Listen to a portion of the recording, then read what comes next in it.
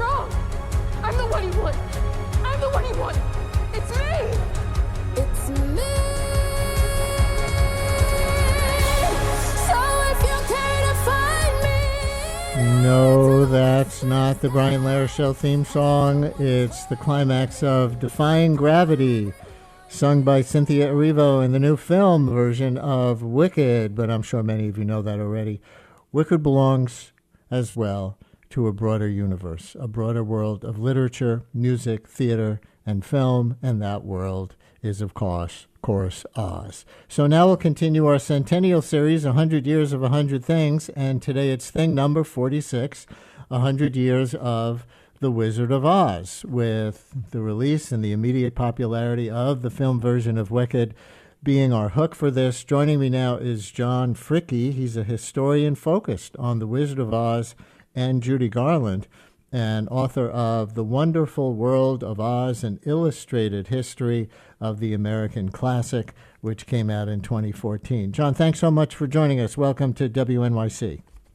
Thank you, and congratulations on your centennial. Thank you very much. Why don't we start a little bit ahead, in fact, of our 100 years timeline, back in 1900, because that's the year that L. Frank Baum published the book, The Wonderful Wizard of Oz, the first out of 14 books in the Oz series. But that's the original story that eventually was made into the movie and everything. So where did it come from? Like, I've read that maybe it was an allegory for inequality in the Gilded Age, reminiscent of today. Do you think? No. I think that Oz, from day one as a book, and then 40 years later almost as a movie, and then on TV and in all the spin-offs, has become so familiar and so popular that it's been subjected to all kinds of analyses and theories and superstitions and all the rest of it. There's no indication, and I find myself having to say this often. I'm 74, so I've been around for a while, and I was privileged to know one of Baum's sons, several grandchildren, and now great-grandchildren, great-great-grandchildren. And, of course, there are all the theories that Oz was a parable on the populist movement, on the gold standard, the silver standard, William Jennings Bryan, all those things at the turn of the 19th into the 20th centuries. And there's no family history or indication anywhere that Baum wrote anything except to write. He was prolific, and he was one of those people who had this sort of stuff pour out of him. And the Wizard of Oz story grew out of the fact that he made up fairy tales to tell his four sons and the neighborhood kids back in the late 1890s and beyond, when there wasn't any home entertainment. And that's how they all enjoyed themselves. And he was encouraged by his mother-in-law, the redoubtable suffragist, Matilda Jocelyn Gage, that he should start writing these stories down, which he did. And that's where it all began. But he needed the money. He was a working author. Yeah. And I think he just wanted to, to quote Noel Coward, Baum had a great talent to amuse. And that's all he really looked out to do. Huh. I'm certain of that. Well, because you mentioned William Jennings Bryan, who was the Democratic candidate for president in 1896 and 1900 and 1904, and I can't resist a political hook. I've read at least speculation that The Cowardly Lion was somehow based on William Jennings Bryan. Anything to that? No. All of that grew out of a wonderful New York State history teacher, Henry Littlefield, who in 1963 was teaching history in summer school up in Mount Vernon, and he discovered that by then the Wizard of Oz movie had been on network television a half a dozen times, and people knew the book, kids knew the book. And he found out that he could tie Oz characters from the first book and the plot into the populist movement. Dorothy's silver shoes, which they were in the book, not ruby slippers. Silver shoes on the yellow brick road denoted the silver standard and the gold standard. The scarecrow represented the farmer. The tin man represented the mechanical age that was coming in. And Brian the Lion or Brian the Wizard, Dorothy was everybody, representative of every child. Again, the Wizard of Oz story is the story of a journey. And that means that every single human being of all time can relate to it, because that's what we're all here doing. And the people you meet, the good witches, the wicked witches, the triumphs, the challenges. I've again, because I've been involved in Oz, researching for my own pleasure from the time I was 5. It was never supposed to become a career, but I've been subjected to political interpretations, philosophical, religious, sexual. It's so generic, a saga, that you can plug just about anything into it. And I have universal. found that, yeah, thank you. You did it in one word. It took me a minute and a half. Thank you. Well, I have a copy of the book. A friend of mine has the book, a copy of the book, The Wonderful Wizard of Oz. And Yes.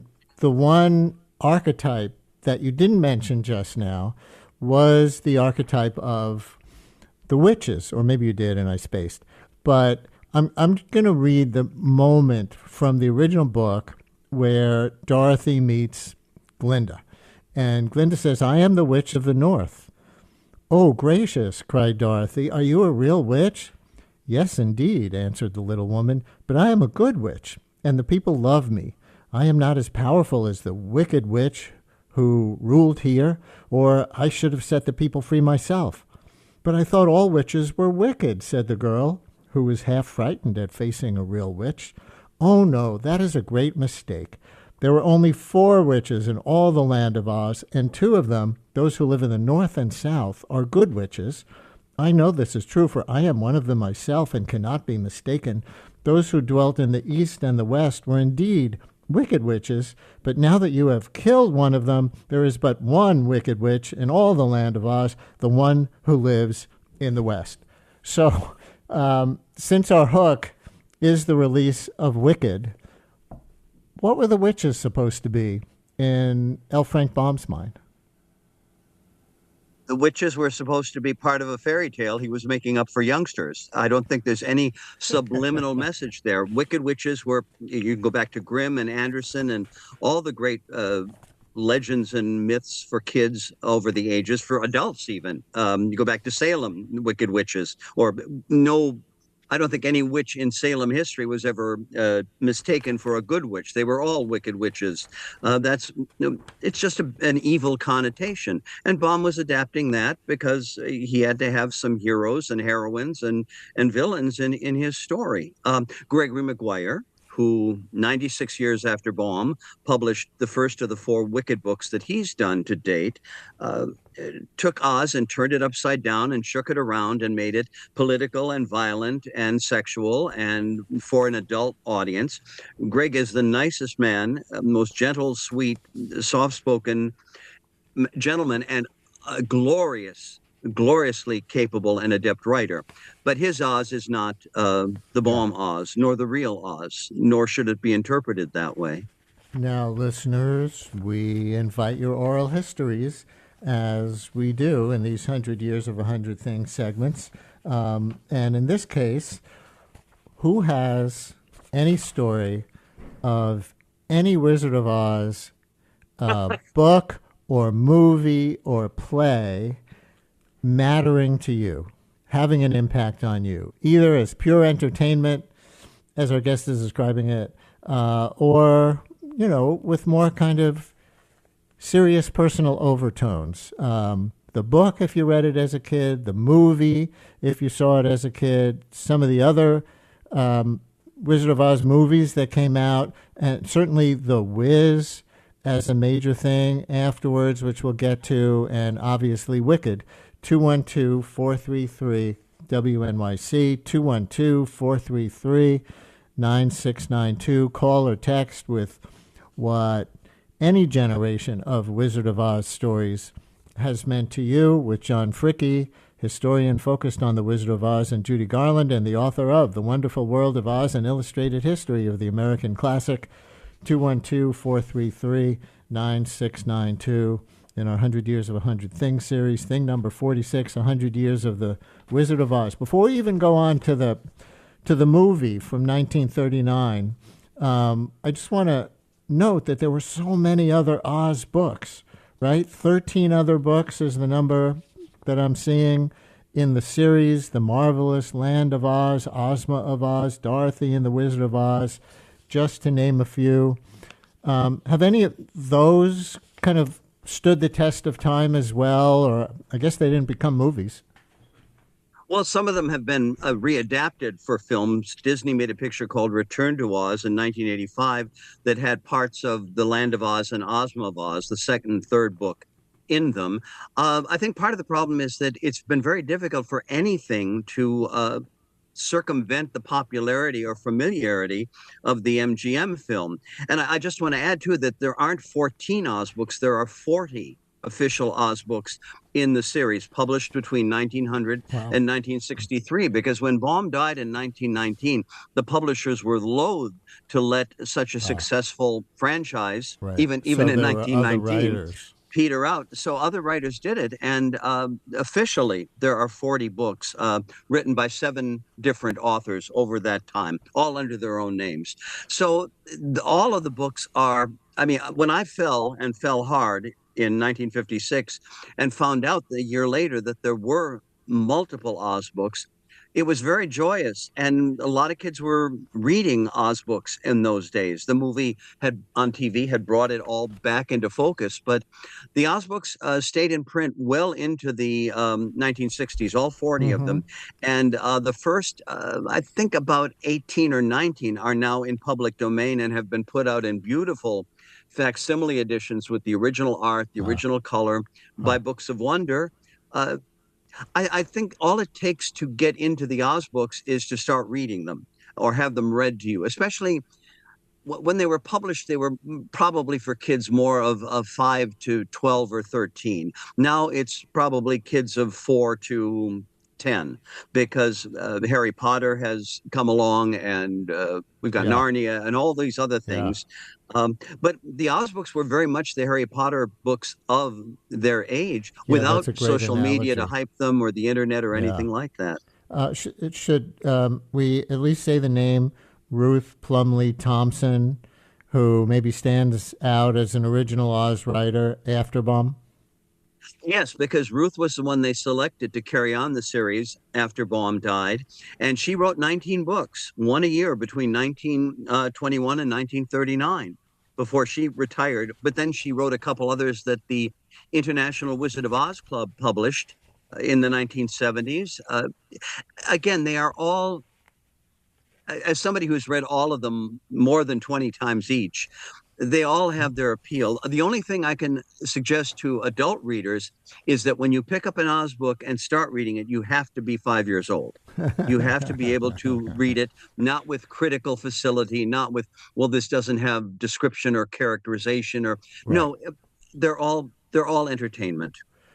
One more question about the books before we go on to the movies and plays, and you can imagine how many phone calls we're getting with people telling... I wish I had $1 for everybody who wants to say how scared they were of the monkeys, but go ahead. I'm sorry.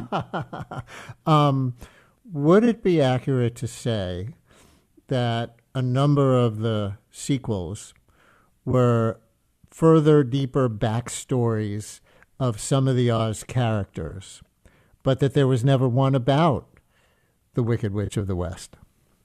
No, the Wicked Witch of the West was gone by chapter 19 of the first book. She didn't exist anymore.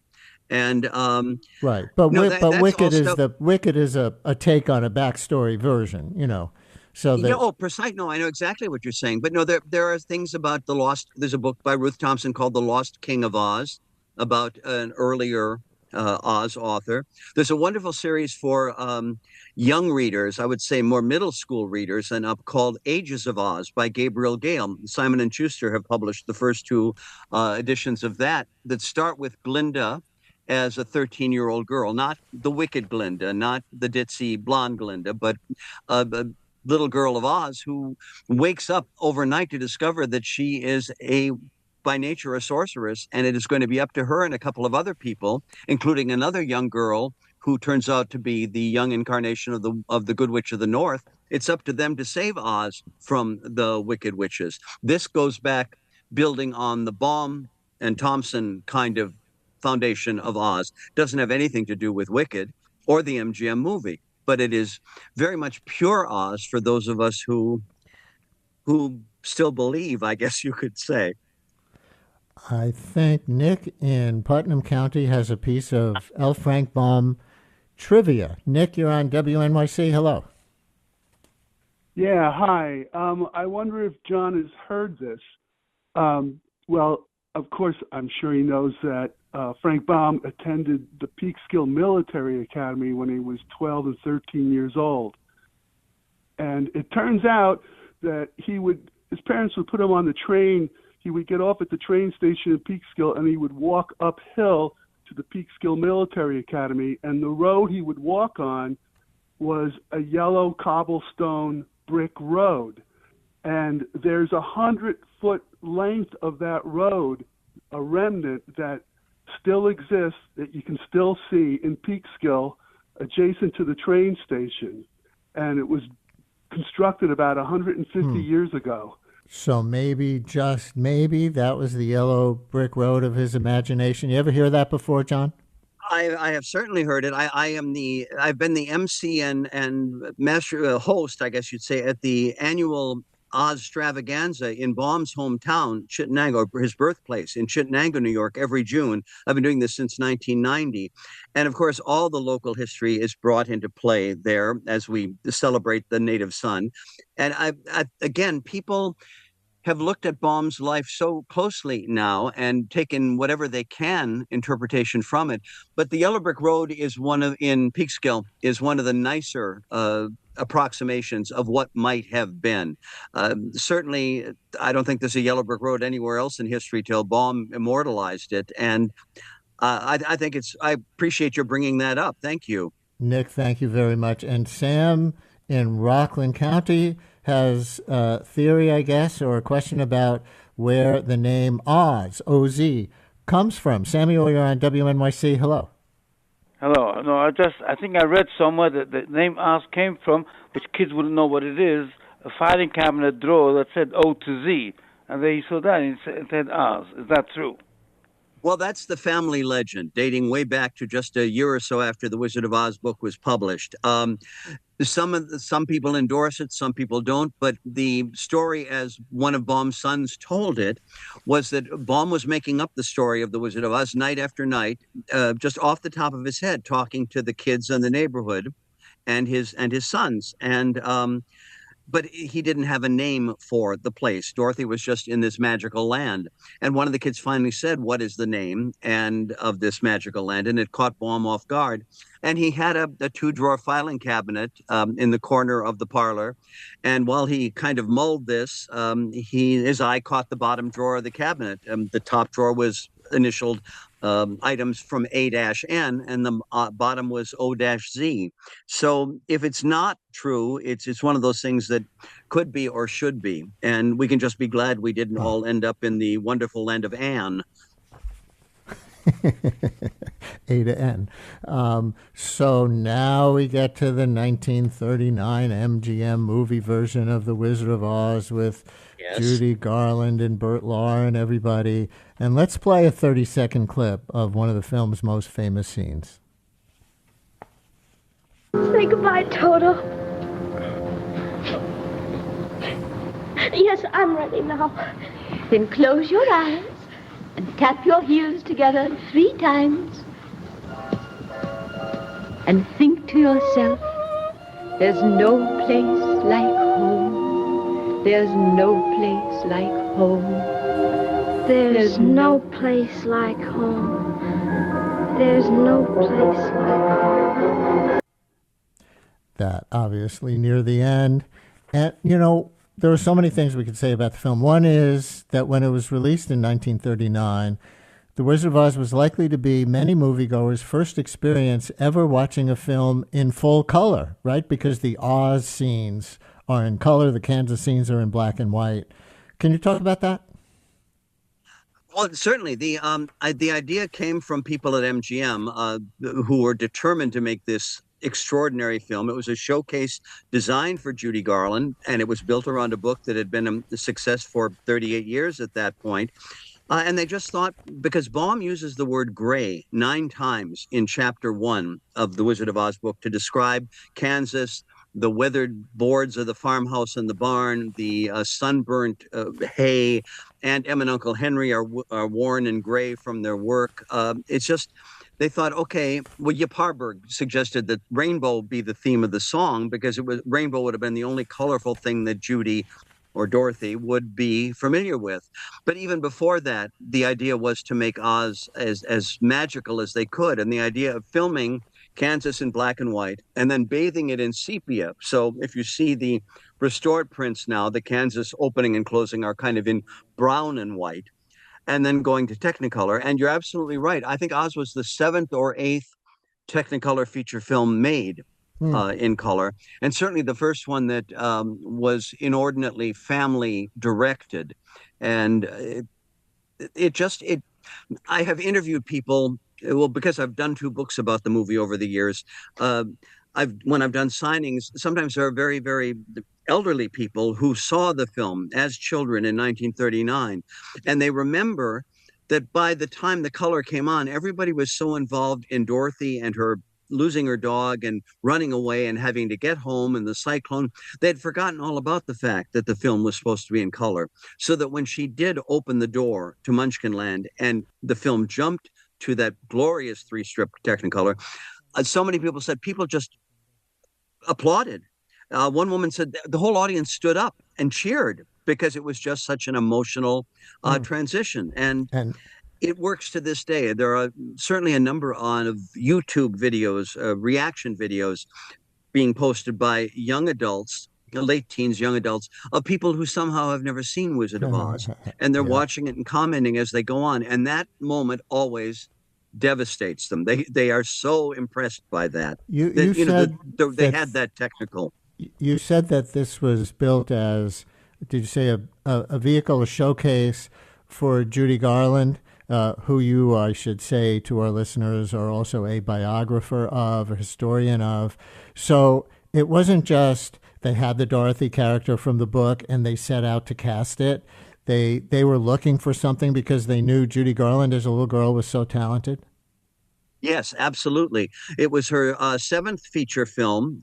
She'd done the earlier 6 across the preceding 2 years. But she was already making an impact on box office. She already had a hit record of her song from the Broadway Melody movie, the song Dear Mr. Gable, You Made Me Love You. She was a hit on all the personal appearance tours that MGM was sending her out to do. She had a radio following. And Arthur Freed, who was the songwriter at MGM, who wrote Singin' in the Rain, the words to Singin' in the Rain, You Are My Lucky Star, Broadway Rhythm, All I Do Is Dream of You. He wanted to become a film producer. And after working with Judy in some of those earlier films, he went to Louis B. Mayer, the head of MGM, and said, boss, in effect, I would like to produce movies, not just write lyrics. And Mayer said, well, I can't let you use Eleanor Powell or Jeanette MacDonald or Nelson Eddy, our big musical stars. Who would you work with? And Freed said, no, I don't want them. I want to work with Judy. And he said, later on, Freed said, I put my money on Judy, and she helped me as much as I helped her. He went on to produce the Judy Garland, Mickey Rooney musicals, Meet Me in St. Louis, Easter Parade. They put each other on the map, in effect.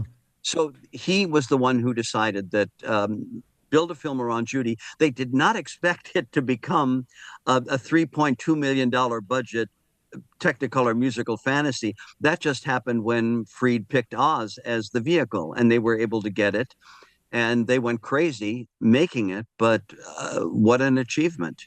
What an achievement.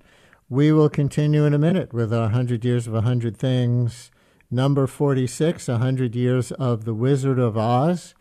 When we come back, we will move toward the present with The Wiz and Wicked and other things. However, reality needs to intrude here for just a minute, because relating to our previous segment in this show, we have breaking news from a Manhattan courtroom. A Manhattan jury has unanimously found Daniel Penny not guilty of criminally negligent homicide in the killing of Jordan Neely on the F train last spring. So the manslaughter charge ended with a hung jury on Friday, but they have now unanimously, meaning they reached a verdict, found Daniel Penny not guilty. They acquitted him of criminally negligent homicide in the killing of Jordan Neely. That just in. Brian Lehrer on WNYC. We continue. Somewhere over the rainbow, way up high. And there's Judy Garland singing Somewhere Over the Rainbow from the 1939 film of The Wizard of Oz. But let's jump way ahead in time to 1974 in this 100 years timeline, when the story was retold from the point of view of Black Americans in the Broadway musical The Wiz. Then shortly after, in 1978, it became a movie starring Diana Ross as Dorothy Gale. We also had Michael Jackson as the Tin Man, Richard Pryor as the Wizard. Here's 40 seconds. Don't you carry nothing that might be alone. Don't you go down, down the road. Go down,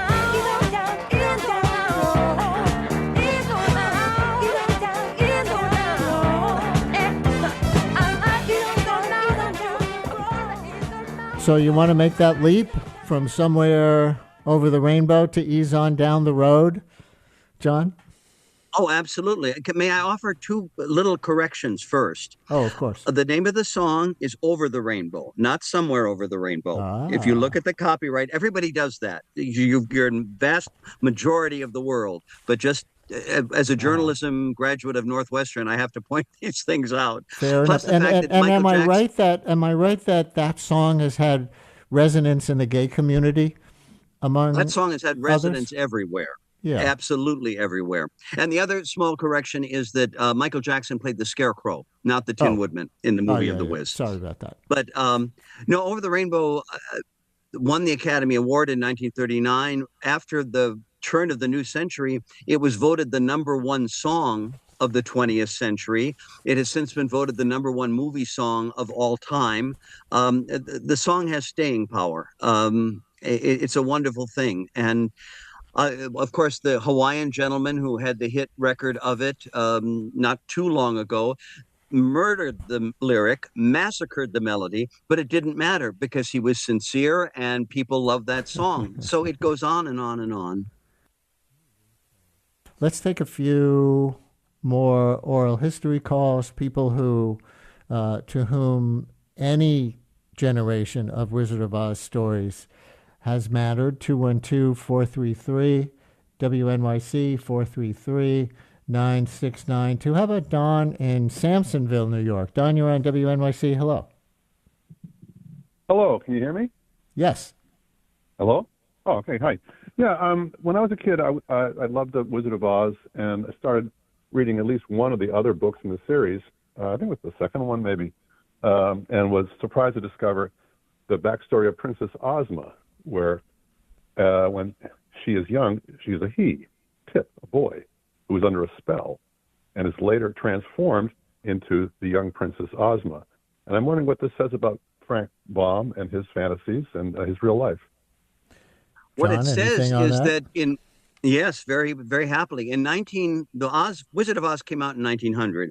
In 1902, Baum and a number of people turned it into the most successful stage musical of its age. It was very much the Cats of 1900 to 1909. Two national companies touring, on and off engagements on Broadway, but it was a vastly different musical play. But that being said, Baum was also getting thousands of letters from kids because the two stars of the Oz musical were the Scarecrow and Tin Man. Dorothy was there, but the Scarecrow and Tin Man were the comedy team. And so kids were writing, what happened to the Scarecrow and Tin Man? Write another book about them. We love them in the stage play. So Baum wrote the second book, The Marvelous Land of Oz. And he wrote it with a view toward putting it on the stage more than anything else. So he has a boy hero named Tip, little boy who's in the custody of a wicked witch.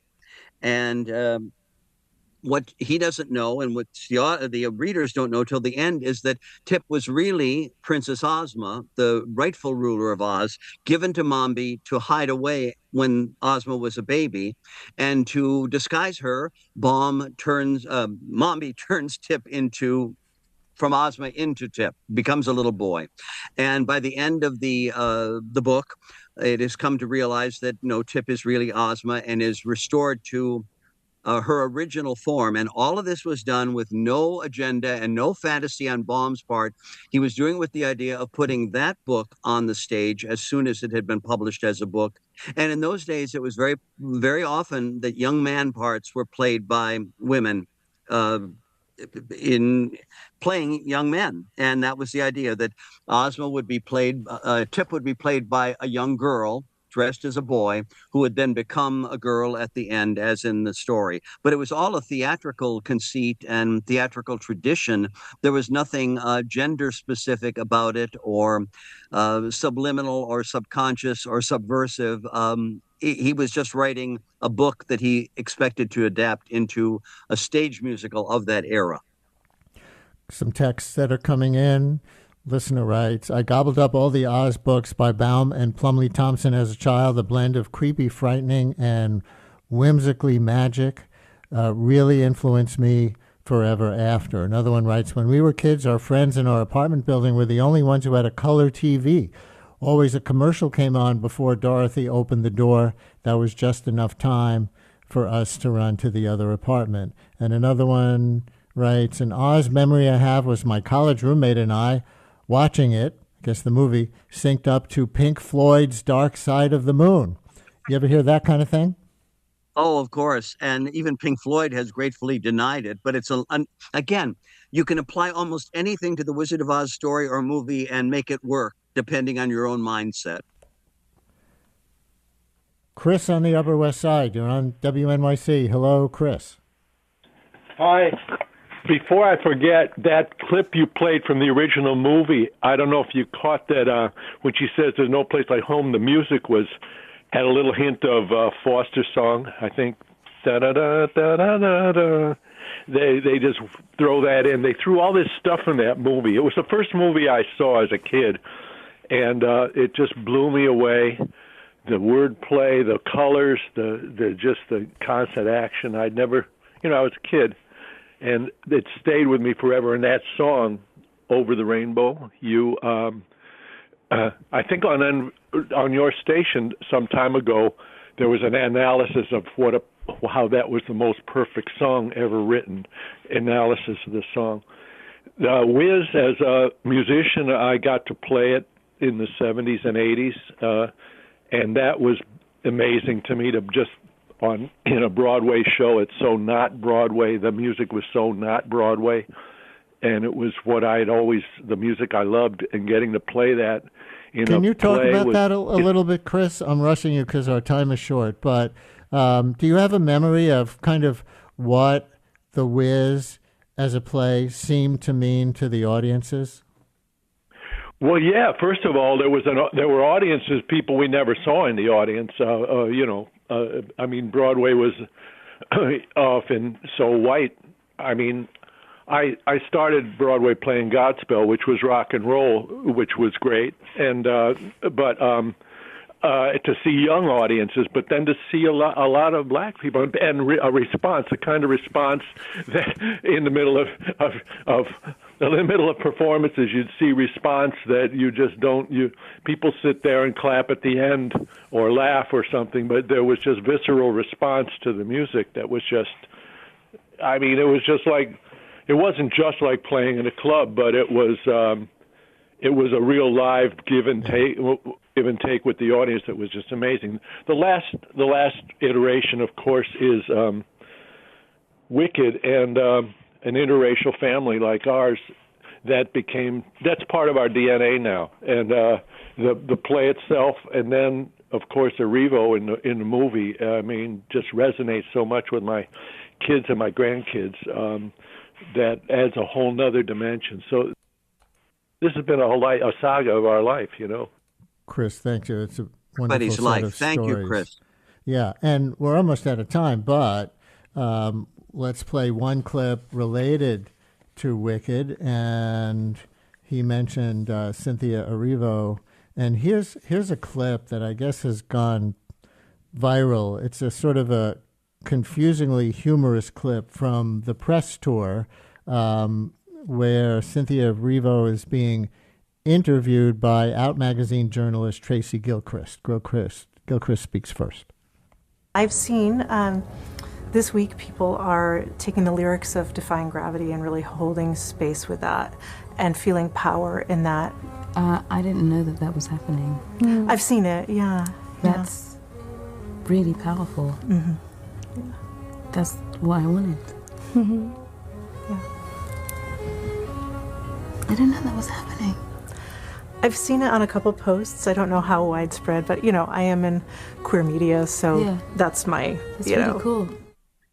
So anything on that? And in our last minute or so, and since this is 100 Years of History series, we've dwelled mostly on everything leading up to Wicked, but on that clip, or where Wicked fits into the pantheon. Well, as I said earlier, Wicked is its own Oz. It is not the Baum Oz or the MGM Oz, and people are trying desperately to align them, which is impossible to do. You can't. They all have to stand on their own as stories. But I love what Wicked has done in terms of entertaining and in bringing people to the story, and what Winnie Holtzman has done with the McGuire characters and bringing them on that level of the friendship of the two girls. What the film has done in having Cynthia there with Ariana, what Stephen Schwartz has done with the songs, I mean, For Good has got to be one of the single greatest Broadway ballads of recorded time.